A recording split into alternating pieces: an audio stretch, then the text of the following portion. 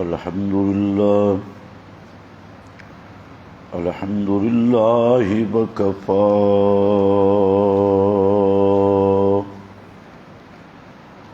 والصلاة والسلام على سيد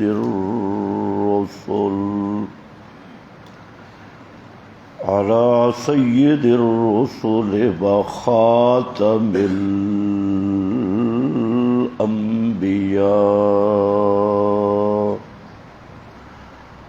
أما بعد فأعوذ بالله من الشيطان الرجيم. بسم الله الرحمن الرحيم. يا أهل الكتاب لا تغلوا في دينكم. سبحان ربك رب العزة عما يصفون وسلام على المرسلين والحمد لله رب العالمين.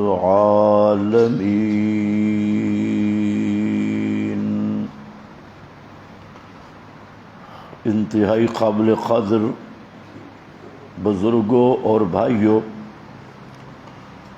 اور ربیع الاول کا مہینہ شروع ہو چکا ہے، جس میں اس امت کی بدقسمتی سے کئی قسم کے خرافات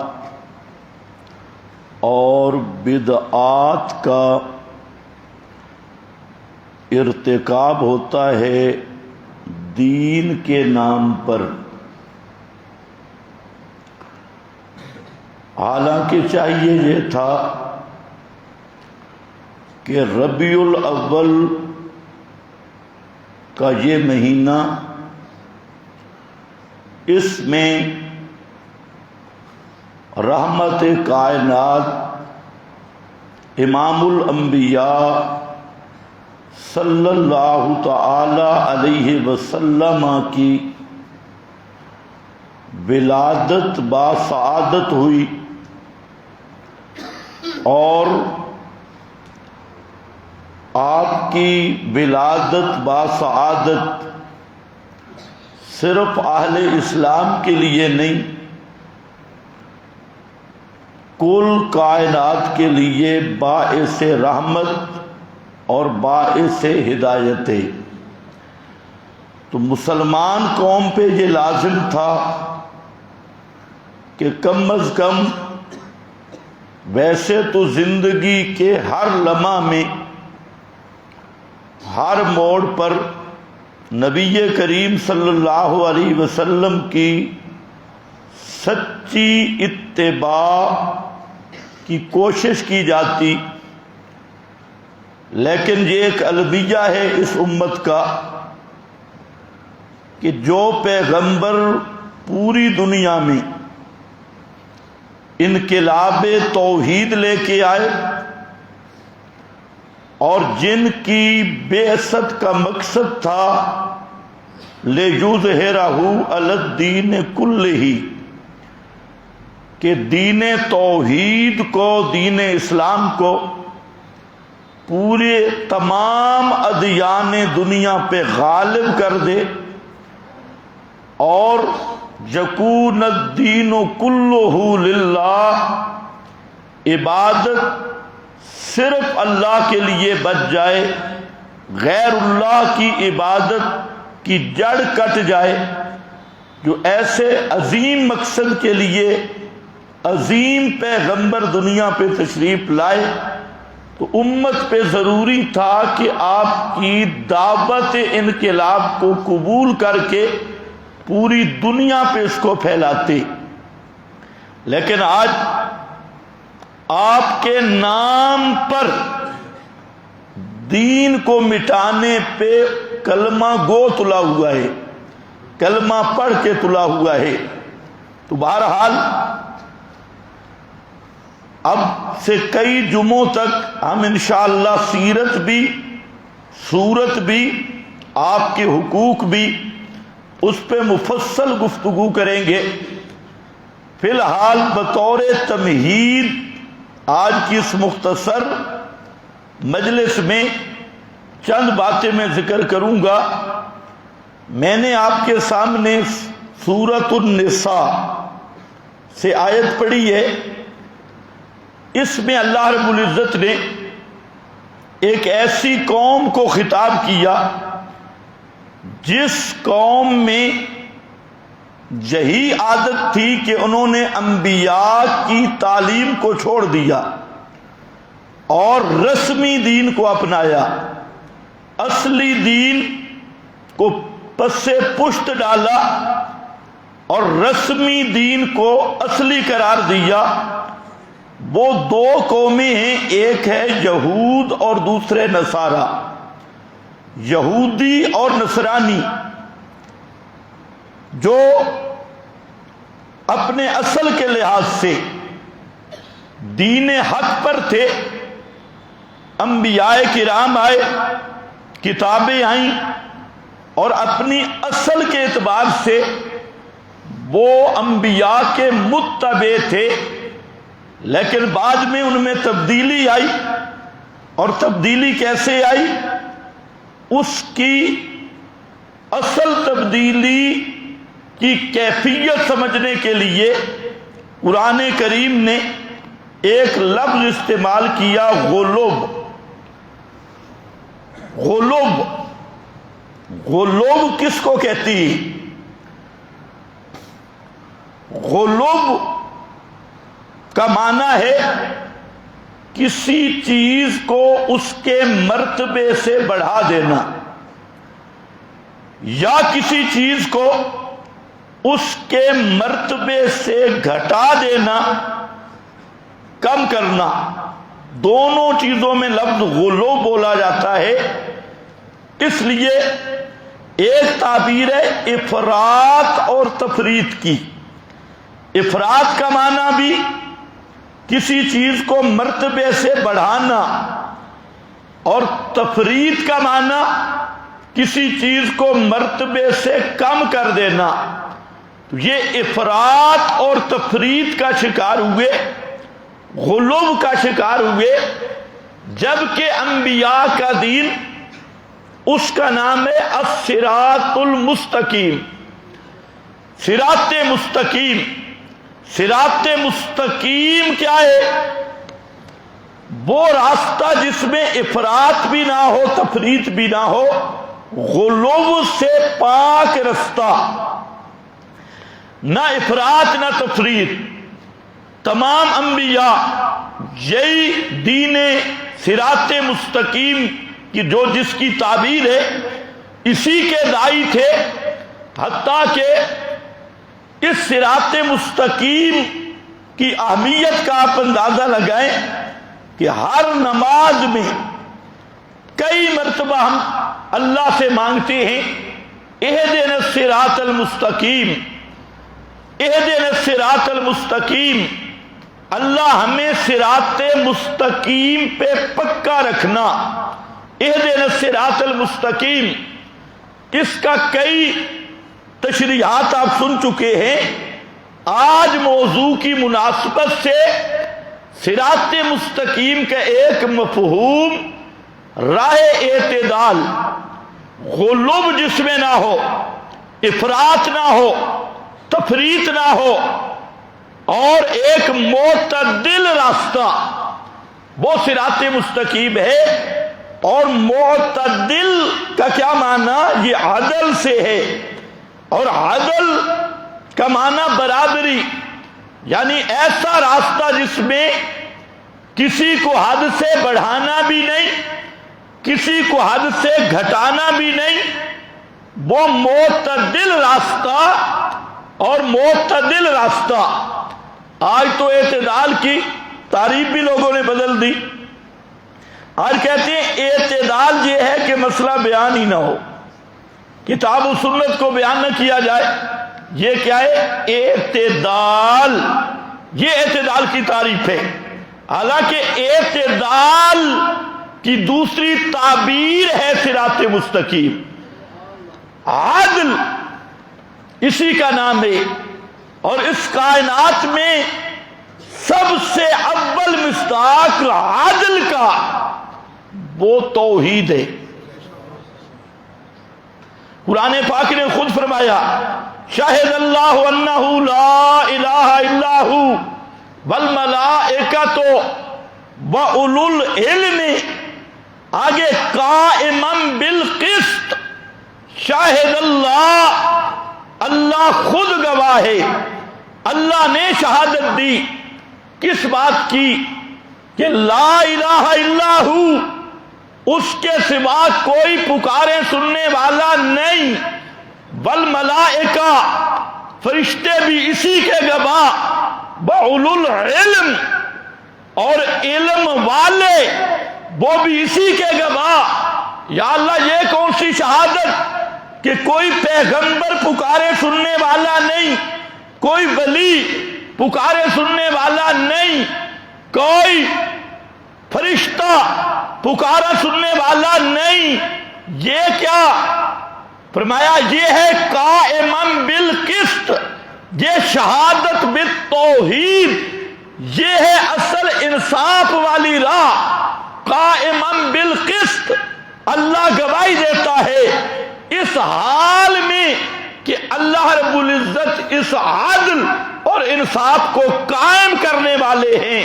تو سب سے بڑا عدل اور سب سے بڑا انصاف وہ ہے لا الہ الا ہو، کہ اللہ کے سوا کوئی پکارے سننے والا نہیں.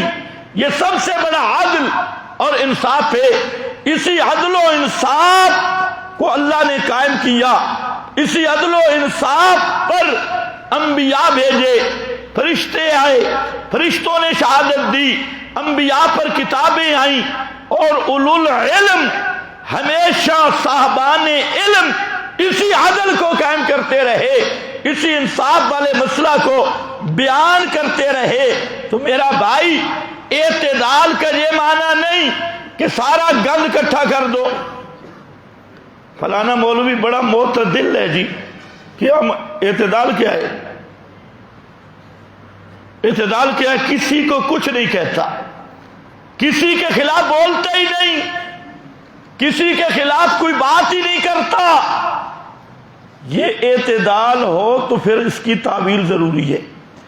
یہ اعتدال عدل سے نہیں، یہ اعتدال دلہ سے ہے. ایک اعتدال عدل سے ہے اور ایک اعتدال کیا ہے؟ دلہ. دلہ سمجھتے ہو؟ جس میں غیرت نہ ہو. تو یہ غیرت سے خالی ملا، غیرت سے خالی پیر. کوئی ایک نبی تو بتاؤ جو کسی کو کچھ نہ کہا ہو. پیغمبر اسی لیے آئے کہ کسی کو کچھ نہ کہو. صحابہ، تابعین، اولیاء اللہ، سب سے بڑے پیر جس کو آج دنیا مانتی ہے وہ کون ہے؟ شیخ عبد القادر جیلانی، جس کو عوام میں مشہور کیا گیا عند الناس. اور پیر عبد القادر جیلانی کی کتابیں دیکھو، ہر باطل کو رگڑا دیا، عنوان قائم کر کے جو بھی باطل آیا اس پر رگڑا دیا. ایک مقام پہ شیخ عبد القادر جیلانی لکھتے ہیں، فرماتی ہیں اللہ رافضیوں پہ لعنت کرے. کیوں؟ کہتے ہیں یہ بے ایمان، ان کا یہ گندا عقیدہ ہے کہ امام وہ ہوتا ہے جو ما کان اور ما یکون کو جانے. لیکن 11ویں کے نام پہ قوم نے کہا امام چھوڑو، پیر عبد القادر جیلانی بھی جانتا ہے ما کان ما یکون. اور پیر صاحب خود کیا کہہ رہے ہیں؟ اللہ کی لعنت ہو کہ یہ اللہ کا خاصہ ہے ما کان ما یکون جاننا، وہ اماموں میں مار رہے ہیں۔ خیر بات مختصر یہ سمجھیں کہ اعتدال کا ایک تصور آج کے معاشرہ میں ہے، اور وہ یہی ہے کہ کسی کو چھیڑو نہیں، کسی کو کچھ نہ کہو، سارے راضی، ہندو بھی، سکھ بھی اور مشرک بھی، قبر پرست بھی، سارے کہیں واہ جی واہ مولوی تو آیا نا، ایسے مولوی تو ہمیں چاہیے، ہم تو دور تھے، یہ مولوی تو ماشاء اللہ۔ جب جلسے شروع ہوئے، جلسہ کر کے مولوی صاحب جاتا ہے نا، پھر جلسہ کروانے والے پوچھ رہے ہوتے ہیں جی تقریر کیسی ہوئی ہے؟ وہ کہتے ہیں او فلانا جو ہے نا قبر پرست، وہ بھی کہہ رہا تھا ماشاءاللہ بہت اچھا مولوی۔ او فلانا نا رافضی، وہ بھی کہہ رہا تھا۔ ایسے علماء تو ہم ڈھونڈتے ہیں، یہ کہتے ہیں ماشاءاللہ تقریر ہو گئی۔ یہ نہیں پتا کہ ایسا مولوی یہودی نسل سے تعلق رکھتا ہے، مسلمانوں کا ایسا مولوی نہیں کہ سارے راضی۔ بھائی پیغمبر بیان کرے تو سارے راضی نہیں ہوتے،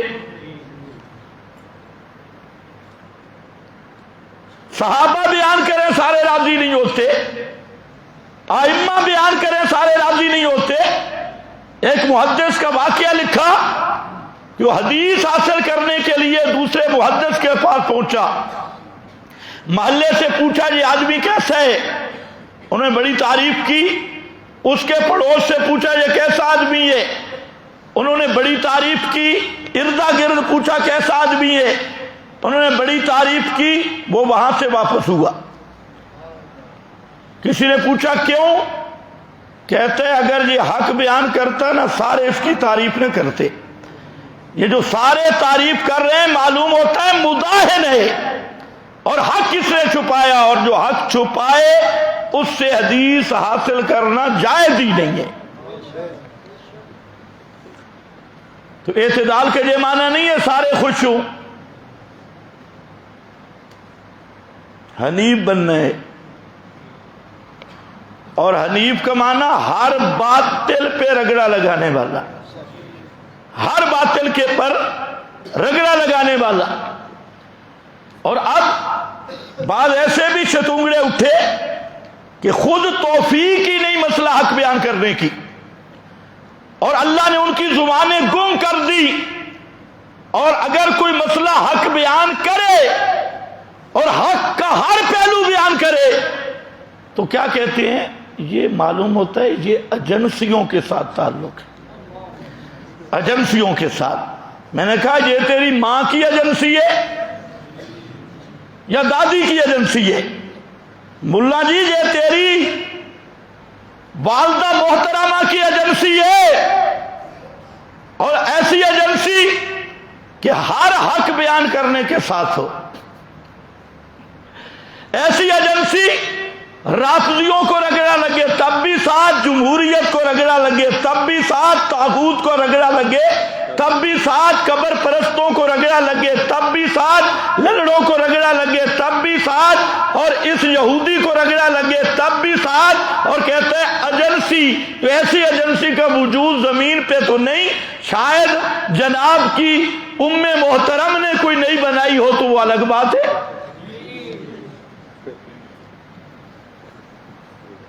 خیر ہے، یہ جو میں بات کر رہا ہوں یہ بھی ایک حدیث سے ثابت ہے، تم بھی اتنے معتدل نہ بنو۔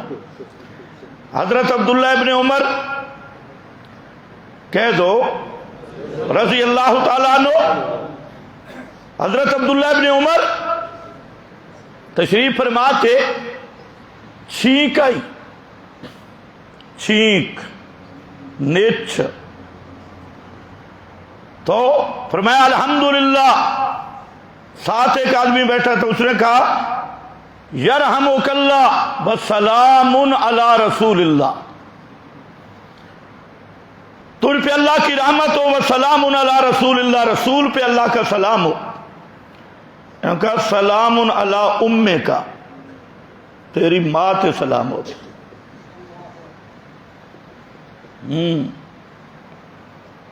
کہتا ہے یہاں صرف یرحمک اللہ کے سلام علی رسول اللہ، اللہ کے رسول پہ لاکھوں سلام ہوں، یہ آپ کی تعلیم یہاں نہیں ہے، لیکن لفظ کیا کہا؟ سلام علی بولو اب، سلام علی امے کا، تیری ماں تے سلام ہوئے، یعنی زجر کیا، اس کو غیرت دلائی کی، جہاں تو نے یہ لفظ کیوں کہا؟ یہ لفظ اللہ کے رسول نے تو نہیں پڑھایا کہ تو نے اپنی طرف سے چپر لگا لی، تو اس لیے ہم کہتے ہیں ملا جی وہ ایجنسیاں لے امے کا اور اندہ امے کا۔ تو بہرحال توجہ میری طرف رہے، اعتدال کا یہ معنی مسئلہ چھپانا، لطیفے سنانا، سٹیجوں پہ ایکٹنگ دکھانا اور وہاں پر صرف ڈانس کرنا کہ مذہبی ملا صاحب خطیب آگے گھنٹہ تقریر کی، آدھے لطیفے، آدھی گپی، آدھی اپنے احوال ہیں، اور قرآن سنت توحید جس مسئلے کی ضرورت ہے وہ بیان ہی نہیں کیا۔ اس کا نام اعتدال ہے؟ اگر اس کا نام اعتدال ہے تو یہ اعتدال عدل سے نہیں، یہ اعتدال دلہ سے ہے۔ اب ذرا توجہ کر، اعتدال کیا ہے؟ سبحان اللہ، فرمایا کذالک جعلناکم امتا وسطا، کذالک جعلناکم امتا وسطا عدلا، اسی طرح ہم نے بنایا تمہیں، کذالک مولانا حسین علی کا معنی یہ ہمارا کمال ہے کہ ہم نے تمہیں امت اعتدال والی بنایا، عدل والی بنایا۔ اور دوسرا معنی کذالک تشبیہ کا، اور مطلب یہ ہے جس طرح تمہیں قبلہ افضل دیا، کعبۃ اللہ پہلوں کا قبلہ بیت المقدس رہا اور تمہیں کعبہ والا قبلہ دیا، یہ قبلہ سب قبلوں سے افضل ہے۔ کذالک جعلناکم، اسی طرح ہم نے تمہیں امت بھی بنایا عدلا وسطا، وسطا، وسط کہتے ہیں درمیان کو، وسط درمیان، نہ ادھر نہ ادھر، اور وسط آپ کی بولی میں اس میں آپ لفظ بولتے ہیں متوسط، وسط متوسط بالکل درمیان میں، اور یہی ہے عادل، اور یہی ہے صراط مستقیم، کس کے درمیان میں؟ اس میں غلو بھی نہ ہو، افراط بھی نہیں، تفریط بھی نہیں۔ تو اللہ رب العزت نے یا اس قوم کو خطاب کیا جو افراط کا شکار تھی یا تفریط کا شکار تھی، فرمایا یا اہل الکتاب، یا اہل الکتاب، صاحب مدارک لکھتے ہیں کہ یا اہل الکتاب کا خطاب یہود کو ہے، باقی مفسرین کہتے ہیں نصارہ کو ہے، عیسائیوں کو، اور حقیقت یہ ہے کہ دونوں کو ہے۔ یا اہل الکتاب، فرمایا اے کتاب والو، لا تغلو فی دینکم، اپنے دین میں غلو نہ کرو۔ کیا نہ کرو؟ لا تغلو فی دینکم، اپنے دین میں غلو نہ کرو، حد سے نہ بڑھو، غلو نہ کرو، کسی کو حد سے مت بڑھاؤ۔ آگے پھر مثال دی، وَلَا تَقُولُوا عَلَى اللَّهِ إِلَّا الْحَقِّ، اللہ کے بارے میں سوائے حق کے کوئی بات نہ کرنا۔ حق کا معنی جو ثابت بالدلیل ہو، جو بات دلیل سے ثابت ہو اللہ کے متعلق صرف وہ کہنا، اور جو بات دلیل سے ثابت نہیں اس کو اللہ کے ذمہ نہ لگانا۔ لا تقولوا علی اللہ الا الحق، آگے یہ تمہید رکھی، لا تغلو فی دینکم، دین میں غلو نہ کرنا، اللہ کے ذمہ غلط بات نہ لگانا۔ آگے ایک مثال ذکر کی، انما المسیح عیسی ابن مریم، انما المسیح عیسی ابن مریم، فرمایا مسیح وہ صرف مریم کا بیٹا ہے، وہ صرف انما، وہ صرف مریم کا بیٹا ہے، رسول اللہ، اللہ کا رسول ہے، وَكَلِمَتُهُ، اور اللہ کے کلمہ کن سے پیدا ہوا ہے، القاها الی مریم وروح منہ، اللہ نے حضرت مریم کی طرف القاء کیا، وروح منہ، اور اللہ کی پیدا کی ہوئی ایک روح ہے، روح منہ، فآمنوا باللہ ورسلہ، اللہ پہ ایمان لاؤ اس کے رسولوں کے ساتھ، ولا تقولوا ثلاثہ، مت کہو مشکل کشا تین ہے، لا تقولوا ثلاثہ، مت کہو حاجت روا تین ہے، مت کہو پکارے سننے والے تین ہیں، عیسیٰ، بی بی مریم اور روح القدس، ان تین کو مشکل کشا نہ کہو، ان تین کو حاجت روا مت کہو، عیسیٰ، مریم اور اللہ یہ تین مشکل کشا، یہ تین حاجت روا، فرمایا نہیں، لا تقولوا ثلاثہ، تین نہ کہو، انتہو، رک جاؤ، تثلیث سے، کس سے رکو؟ تثلیث سے، تثلیث سے رک جاؤ۔ تثلیث کیا ہے؟ اللہ بھی مشکل کشا، عیسیٰ بھی، بولو ٹائم بڑا کم ہے آج، عیسیٰ بھی، بی بی مریم بھی مشکل کشا، میں اس قول سے رک جاؤ۔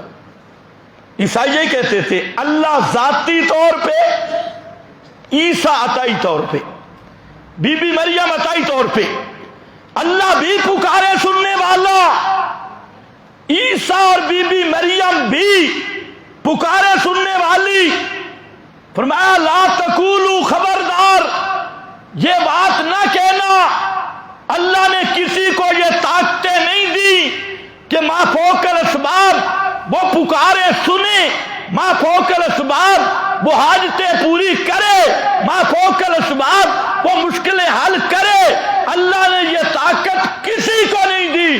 مت کہنا اللہ کے ساتھ عیسیٰ بھی مشکل کشا، بی بی مریم بھی مشکل کشا، انتہو، رک جاؤ، رک جاؤ، رک جاؤ تثلیث سے، یہی غلو ہے، خیر لکم، یہی چیز اسی کا قصد کرو جو بہتر ہے تمہارے لیے، اور وہ اللہ کی توحید ہے، اس کو مانو۔ اور وہ کیا ہے؟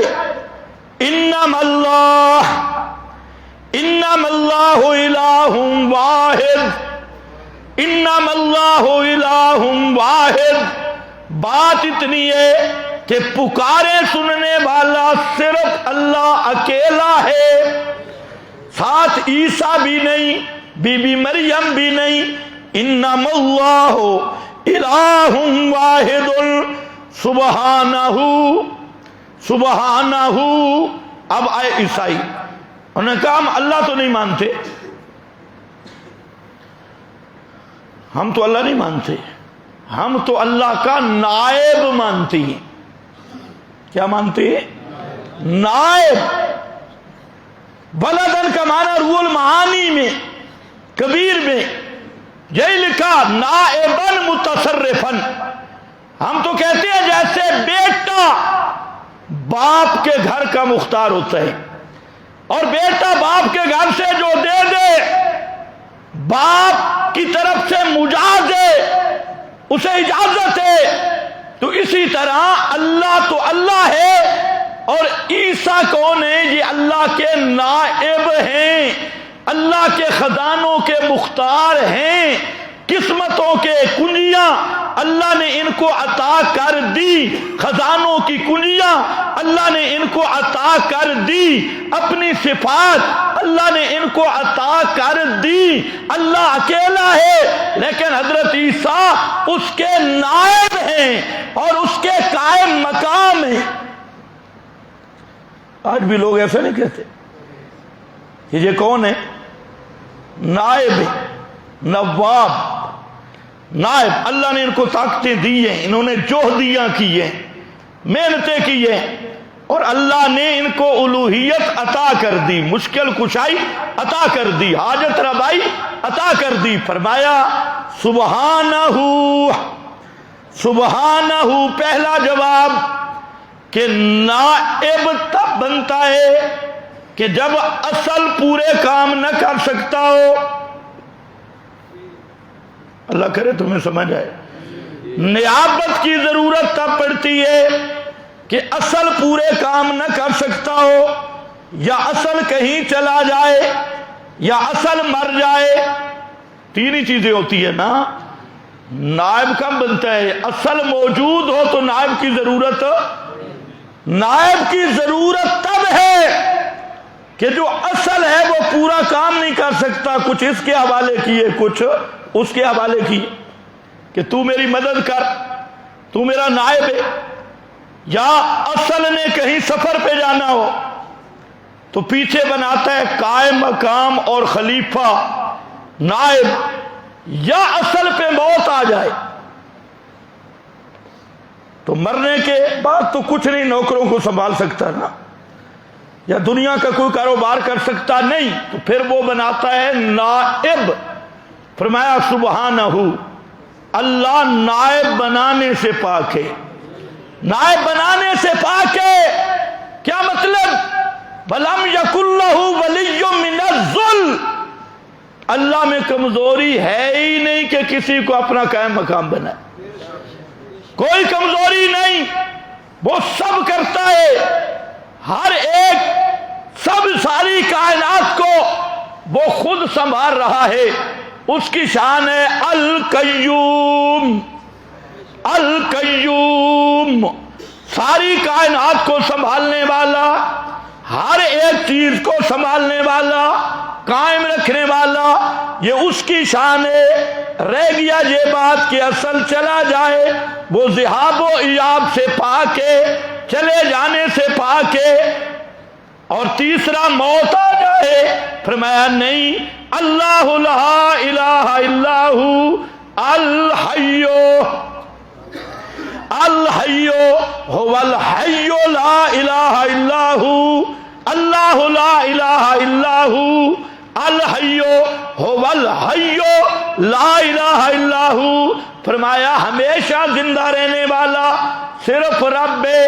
کل من علیہا فان، کل شیء ہالک، کل نفس ذائقۃ الموت، سب پہ موت آئے گی، سب فنا ہوں گے، سب ہلاک ہوں گے، صرف ایک یبقى وجہ ربک ذو الجلال والاکرام، صرف ایک ہی ذات باقی رہے گی جس کا نام اللہ ہے۔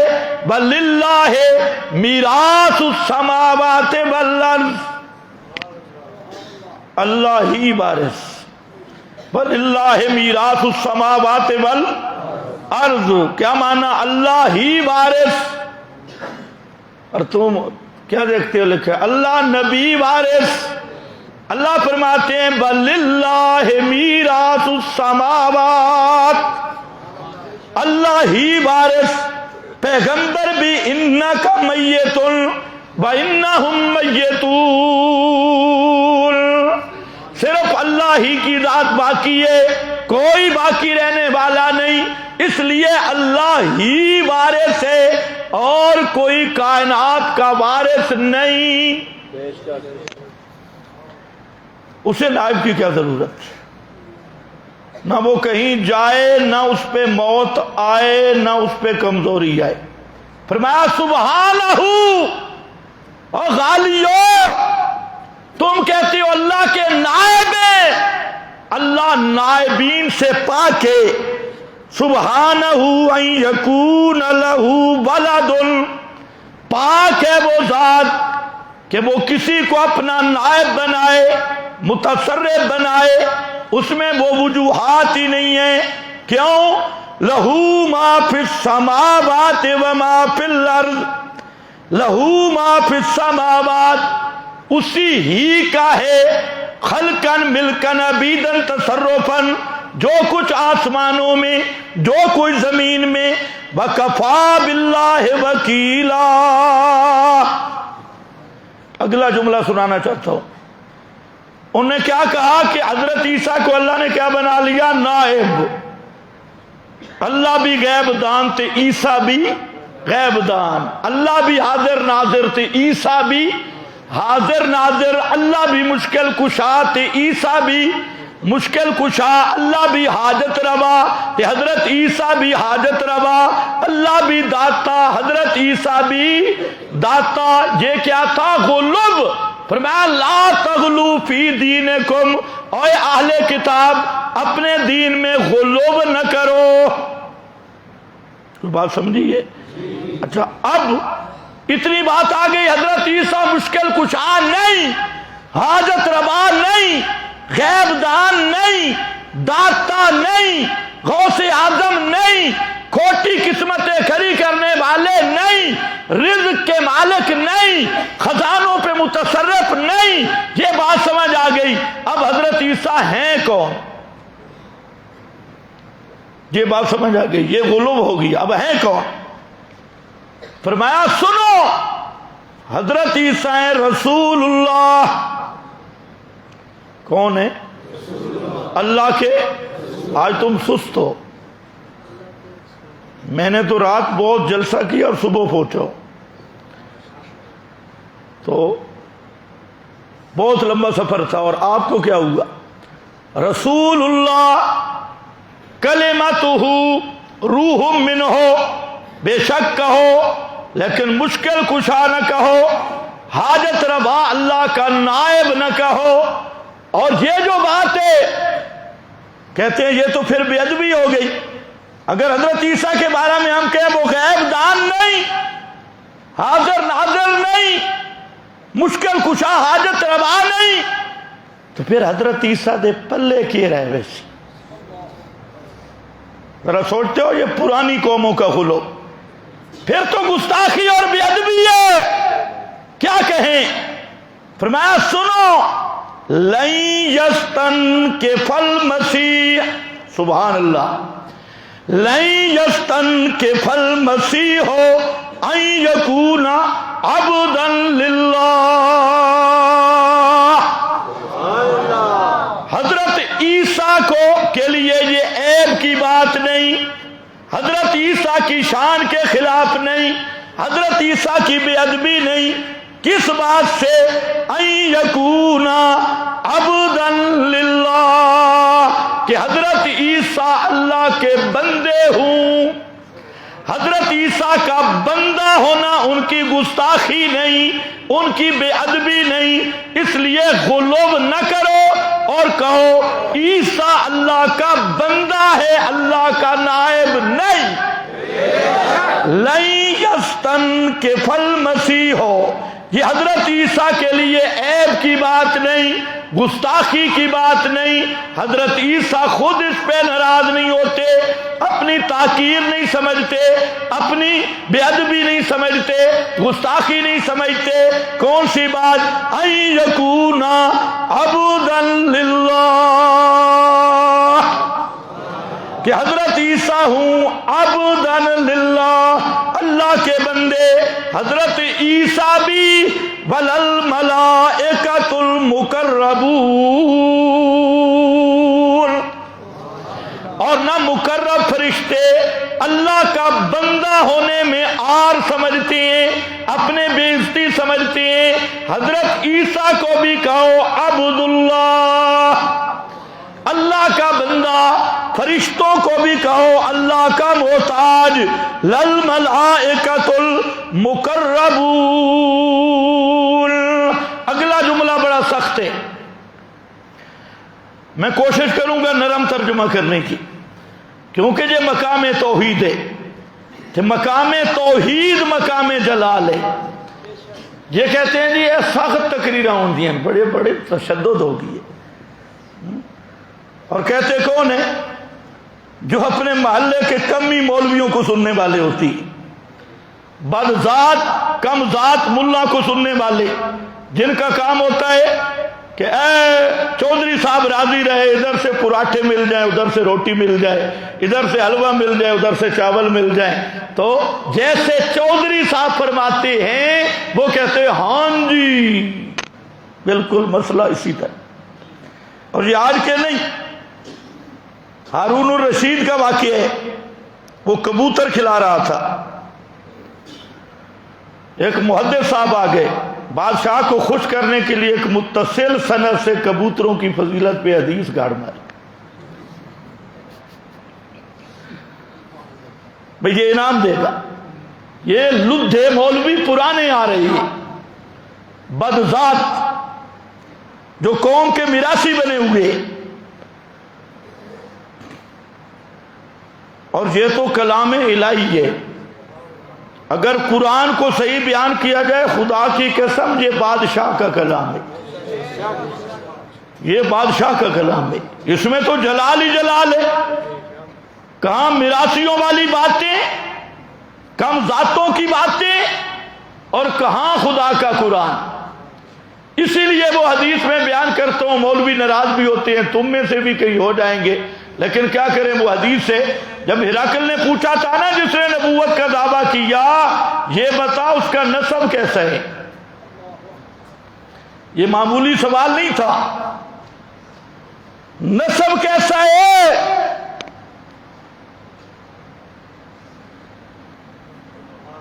تو ابو سفیان نے کہا ہوا ذو نسب فینا، جس نے نبوت کا دعویٰ کیا وہ ہم میں سے سب سے بہتر نسب والا ہے.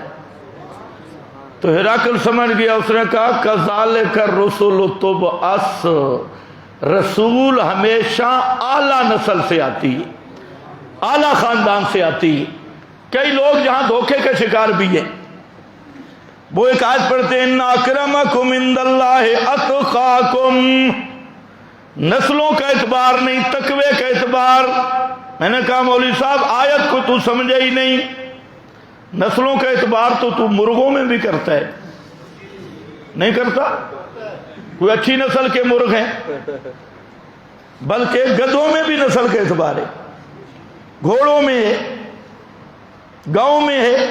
اس موضوع کو میں زیادہ بیان نہیں کرتا کیونکہ پھر کئی ناراض ہو جاتی. تو یہ اعتبار تو ہے.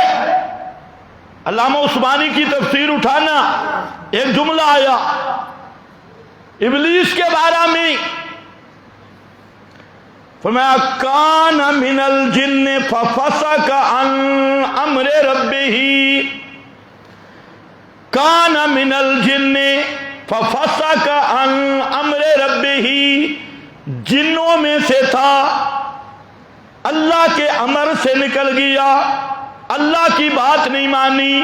یہاں علامہ عثمانی نے لکھا کہ یہاں یہ بتانے کی کیا ضرورت تھی کان من الجن، شیطان دی ذات کیوں دسی ہے بھائی. کان من الجن، یہ جنوں سے تھا. ففسق کا فا اسی پہ متفرع کی، ففسق عن امر ربی. فرمایا اللہ بتانا چاہتے ہیں کہ اصل میں جن تھا، فرشتوں کی سنگت میں رہا، لیکن اپنی ذات والی عادت کر گیا، عادت نہیں چھوڑی. وہی کان من الجن، وہی عادت، اپنی قومی عادت غالب آ گئی. اس لیے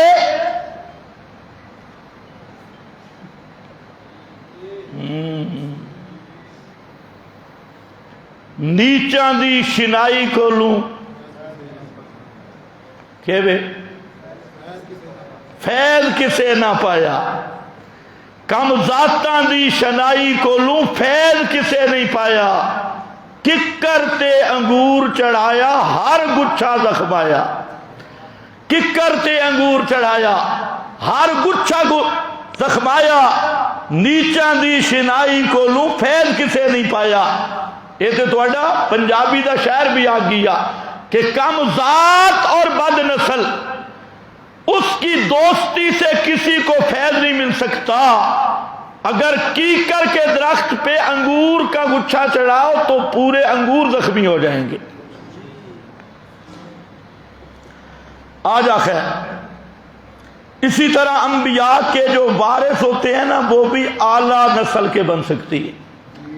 جو کمی میراثی بن کے اور لوگوں سے اگاڑیاں وصول کرے، تم مر گئے اچھاڑ مینوں دے دے، مردے دا کفن مردہ خور کفن بھی لے گیا، اور کسی کا نکاح ہو رہا ہے، مولوی صاحب گھر زنانی کو بتا رہے ہیں آج 1000 روپیہ میرے جیب میں آنے والا ہے، لدھا مولوی، نکاح کسی دا، پیسے تیرے جیب پہ، کوئی مر گیا ملا خوش، کول 40 میں تیجے ملا دی موج، حتیٰ کہ مردے کے جوتے بھی لے آیا، کفن بھی لے آیا، 40 دن کی روٹی بھی لے آیا،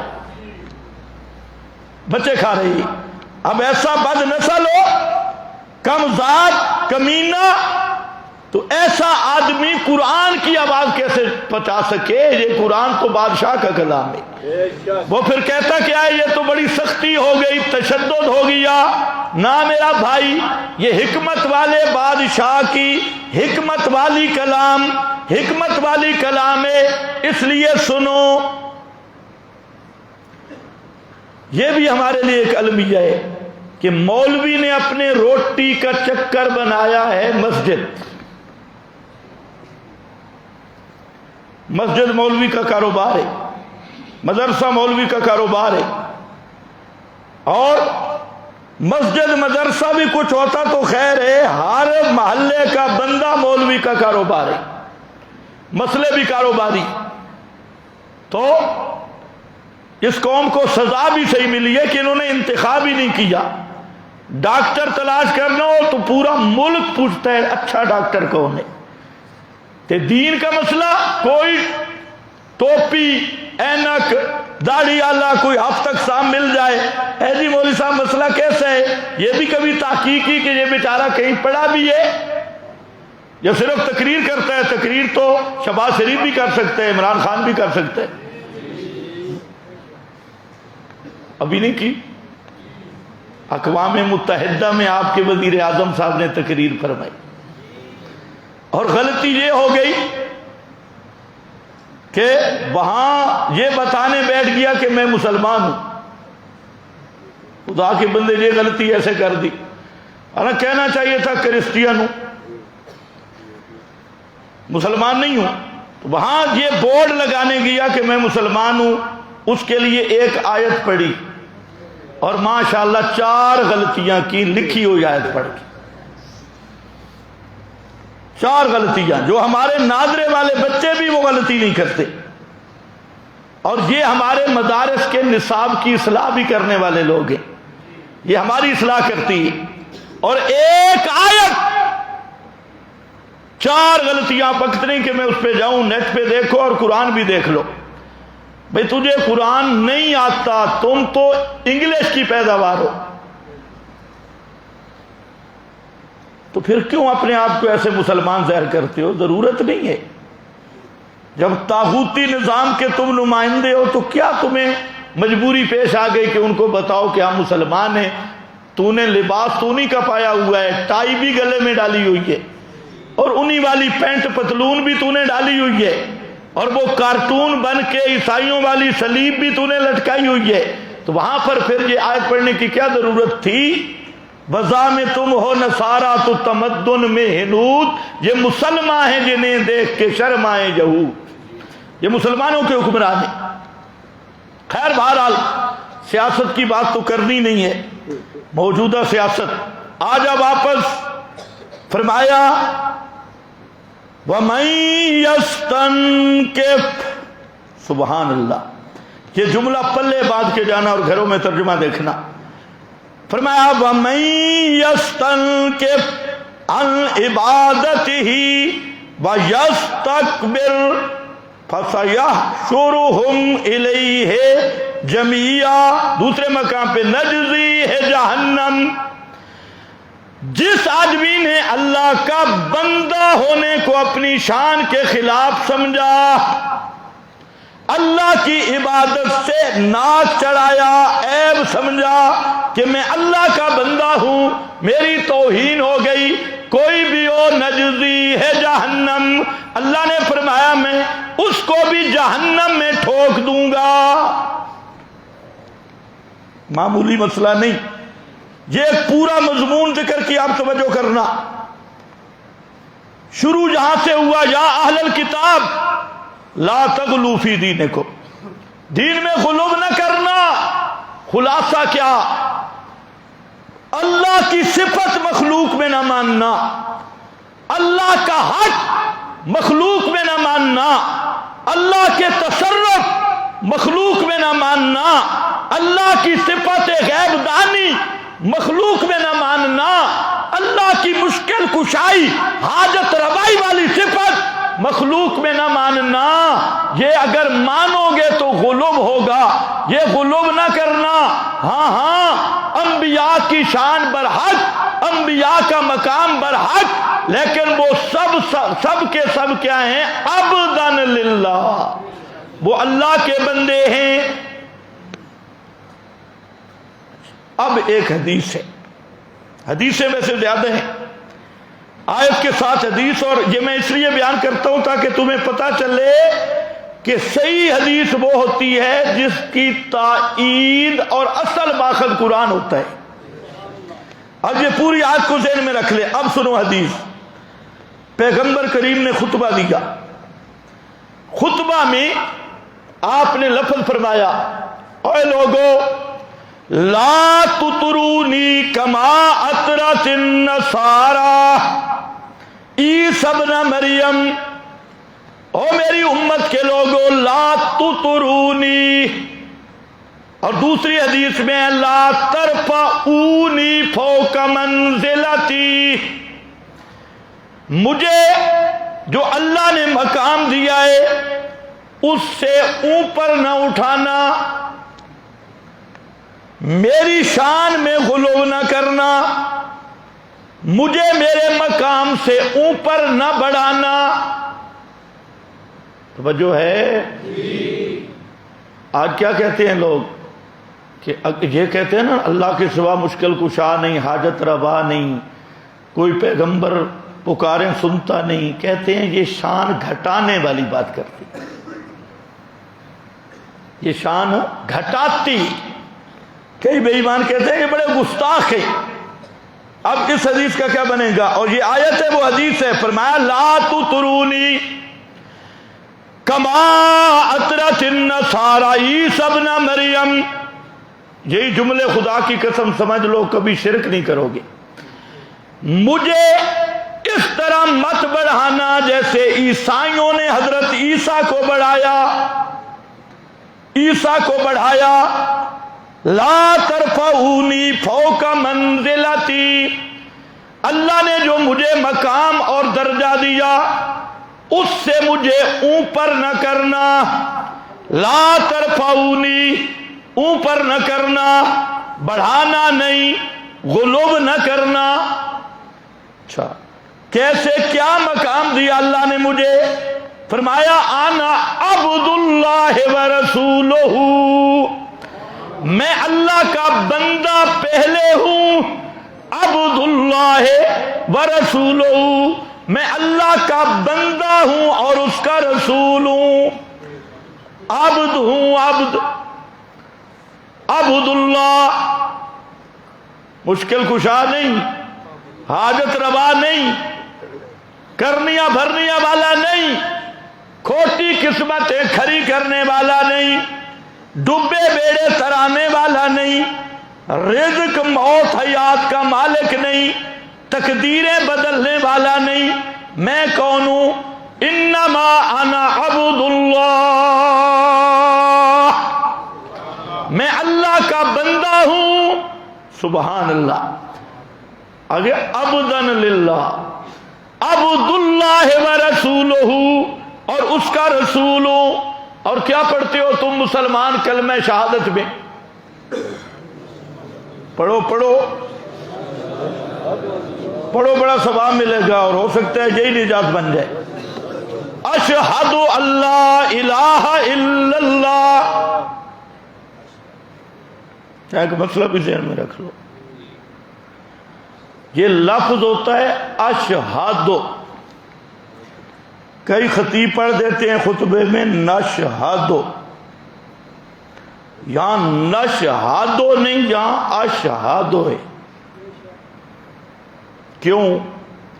کہ جو توحید کی گواہی ہے نا یہ کسی کی طرف سے نہیں ہو سکتی، یہ اپنی طرف سے ہو سکتی ہے۔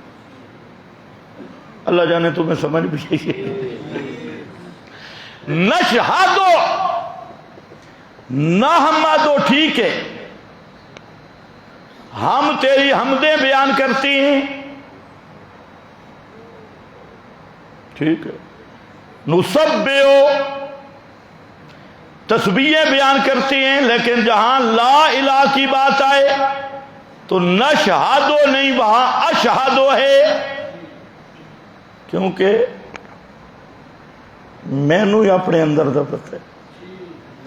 اشہدو اللہ الہ الا اللہ و اشہدو انہ، بولو، محمدن، پیچھے تک آواز آ جائے، محمدن عبدہ، عبدہ، میں گواہی دیتا ہوں، شہادت دیتا ہوں کہ اللہ کے سوا پکارے سننے والا کوئی نہیں، لا الہ الا اللہ، اور میں گواہی دیتا ہوں محمد صلی اللہ علیہ وسلم اللہ کے بندے اور رسول ہیں۔ عبدہ و رسولہ، بندہ پہلے کہا، رسول بعد میں، ایمان سے بتاؤ یہ بے ادبی ہو گئی ہے، یہ شان گھٹانے والی بات ہے۔ اور اسی عبد کا ترجمہ کرو تو ملا کیا کہتا ہے، یہ جی گستاخیاں کرتی ہے، بے ادبی کرتے ہیں۔ میں کہا ملا جی عبد کا معنی ذرا کر، اللہ کے محبوب جب تہجد میں اٹھتے، سبحان اللہ، بخاری مسلم اٹھا، اور رات کی تنہائی میں جب اللہ سے مناجات کرتے، تم بھی کوشش کیا کرو تنہا ہو کر اللہ سے مناجات کرنا، اپنے گناہوں کو یاد کر کے اللہ نال گلاں کرنا، اپنی بولی میں اپنے رب سے باتیں کرنا۔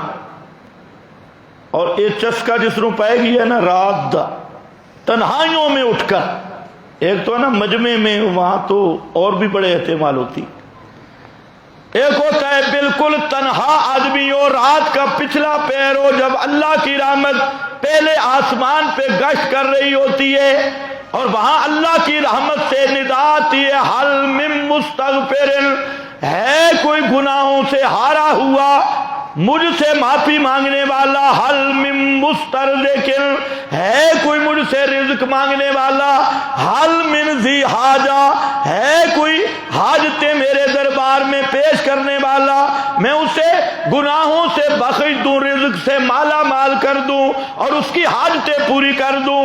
اس وقت جب آدمی اٹھتا ہے اور اللہ کے سامنے استغفار کرتا ہے، حاجتیں پیش کرتا ہے، اسی عقیدے کے ساتھ کہ اللہ تیرے سوا کوئی مشکل کشا نہیں، کوئی حاجت روا نہیں، کوئی داتا نہیں، اور لا یغفر الذنوب الا اللہ، تیرے سوا کوئی گناہوں کو معاف کرنے والا نہیں، اسے ذہن کے ساتھ جب رات کی تنہائی میں بندہ کھڑا ہو کے اللہ کے دربار میں روتا ہے، اللہ کی قسم صرف گناہ معاف نہیں ہوتے، اللہ کا قرآن کہتا ہے یبدل اللہ سیئاتہم حسنات،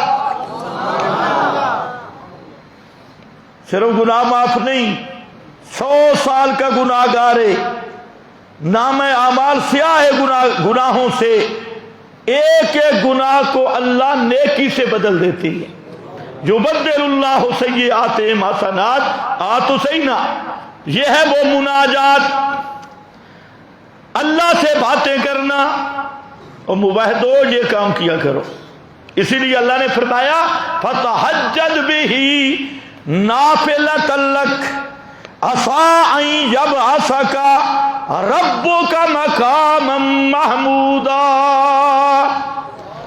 میرے محبوب ساری دنیا جب سو جائے تو اٹھ کھڑا کر، فتہجد بہ، رات کے پچھلے پیر کھڑا ہو کے تو میرے دربار میں رتل القرآن ترتیلا،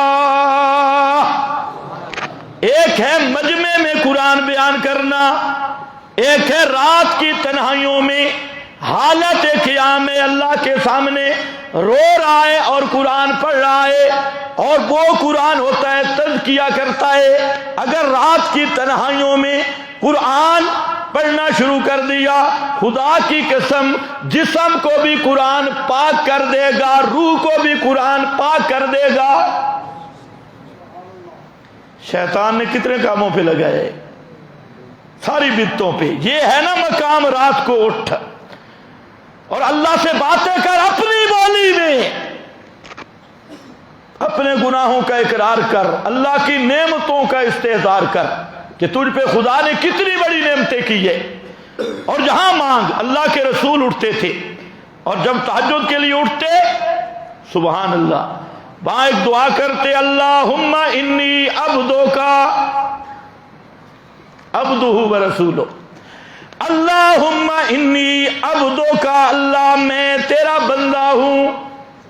توجہ ہے، یہ دعا ذرا دیکھنا، اللہم انی عبدوکا وابنو امتکا وابنو عبدکا، اللہ میں تیرا بندہ ہوں، تیرے بندے کا بیٹا ہوں، تیری بندی کا بیٹا ہوں، تیرے بندے کا بیٹا ہوں، میرا باپ بھی تیرا بندہ، میری ماں بھی تیری بندی، وابنو امتکا۔ آگے اب عبد کا معنی سمجھنا ہے، پیغمبر کریم تشریح کر رہے ہیں، ناصیتی بیدکا، میں تیرا بندہ ہوں، کیا مطلب؟ ناصیتی میری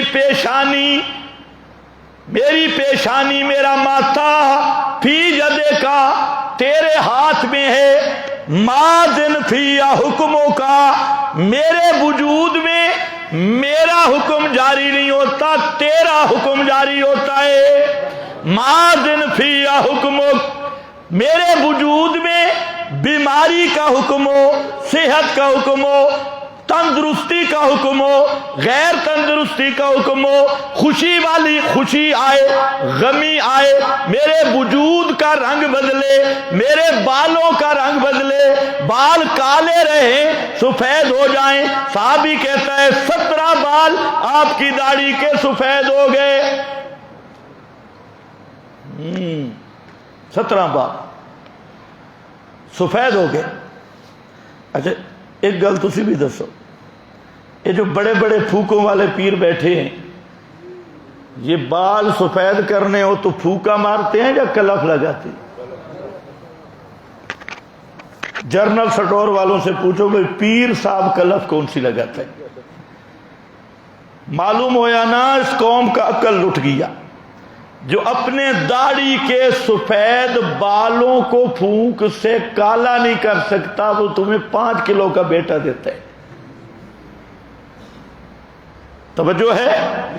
ہمارے اڈے میں ہمارے ایک ساتھی تھے امان اللہ صاحب، اللہ ان کی رحمت ان پہ رحمت فرمایا، ان کی مغفرت کرے۔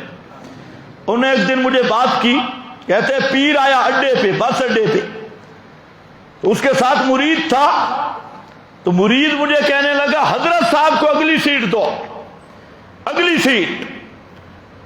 تو میں نے کہا کیوں؟ کہتے اس پیر نے مجھے 6 بیٹے دیے،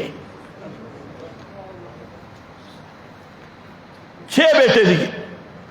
اس نے اپنے بازو سے ایک بال پکڑا، جو ہمارا ساتھی تھے، اکثر ساتھی آپ جانتے ہیں بڑے مباحث ساتھی تھے، تو اس نے اپنے بال سے جہاں بازو سے بال پکڑا اور کہا اس کو کہا اے مریدہ، یہ بال میں نے اپنے بازو سے جدا کیا، پیر کو کہہ کہ یہ بال پہلے کی طرح جہاں لگا دے، خدا کی قسم پوری بس اس کو دے دوں گا، کرایہ بھی چھوڑو۔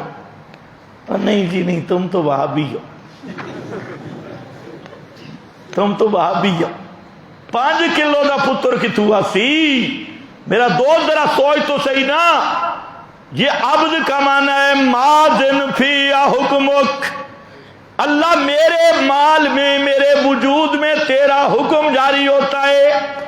اسی لیے حضرت زینب ہیں پیغمبر کریم کی بیٹی، پیارے پیغمبر کی کتنی بیٹیاں ہیں؟ اوہو ٹائم گیا۔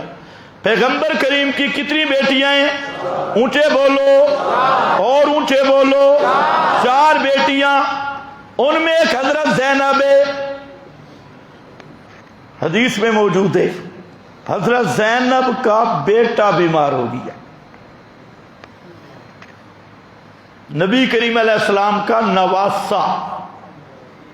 اللہ سب امت کو ہدایت دے، یہ جو روافض کا فتنہ ہے نا، انہوں نے پورے اسلام کو مسخ کر کے رکھ دیا۔ سب لوگوں نے سمجھا کہ نبی کا نواسہ ایک تھا، اکثر لوگ یہی سمجھتے ہیں، بیٹی بھی ایک نواسہ بھی ایک۔ میرے نبی کا نواسہ بیمار ہوا، حضرت زینب کا بیٹا۔ حضرت زینب آپ کی بیٹی ہے، صحابی کو بھیجا پیغام دے کر کہ اللہ کے رسول کو بلواؤ، کیونکہ بیٹی مصیبت میں ہو، باپ آ جائے تو تسلی ہوتی ہے، اطمینان ہوتا ہے۔ صحابی آیا، کہتے یا رسول اللہ آپ کا نواسہ بیمار ہے اور حضرت زینب آپ کو بلاتی۔ آپ تھوڑے ٹھہر گئے، لمبی حدیث ہے۔ پھر اس نے قسم دلائی، دوسرا پیغام بھیجا، اللہ کی قسم آپ ضرور آئیں گے۔ آپ جہاں بیٹھے تھے اٹھے، ساتھ صحابہ بھی تھے چند، تو چلے حضرت زینب کے گھر کی طرف۔ اللہ کی شان، وہ بیمار بچہ، چھوٹا بچہ تھا، آپ کے ہاتھوں پہ جب رکھا گیا تو اس بچے کی روح نکل گئی۔ تو بھی سوچ تیرا عقیدہ کیا ہے؟ دیوبندی بریلوی سپیڈ سے جھوٹ بولتے ہیں، سپیڈ سے۔ دیوبندی کہتے ہیں ہم آگے نکل جائیں، بریلوی کہتے ہیں ہم آگے نکل جائیں۔ فلانا تھا نا، تو انہوں نے فلانے بزرگ کو، یہ دیوبندی بریلویوں کا مشترکہ جھوٹ ہے، انہوں نے کہا کہ فلانے بزرگ کو آزمائیں، تو ایک آدمی ایسے میت بن گیا، مردہ تھا نہیں، کفن پہنا دیا گیا، جی آؤ جی جنازہ پڑھو، آگے رکھا گیا۔ حضرت صاحب نے جنازہ اس کو کہا جب جنازے کی 4 تکبیریں پوری ہو جائیں تو اٹھ بیٹھنا۔ بس جب حضرت نے سلام پھیرا، انہوں نے کھنگورے دیے، اٹھو مردہ۔ حضرت نے فرمایا اب قیامت تک نہیں اٹھے گا۔ یہ ولیوں کی کرامت ہے، بندہ جیندہ جاگدہ مار دیتا ہے بچنے کے لیے۔ خدا تمہیں ہدایت دے۔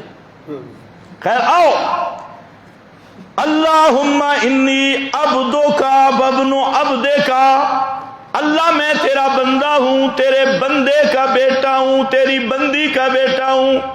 ناصیتی بیدکا، میرا ماتھا، میری قسمت، میرا ماتھا، ماتھا کس کو کہتے ہو؟ قسمت کو۔ میری قسمت کے فیصلے میرے اختیار میں نہیں، تیرے اختیار میں ہیں۔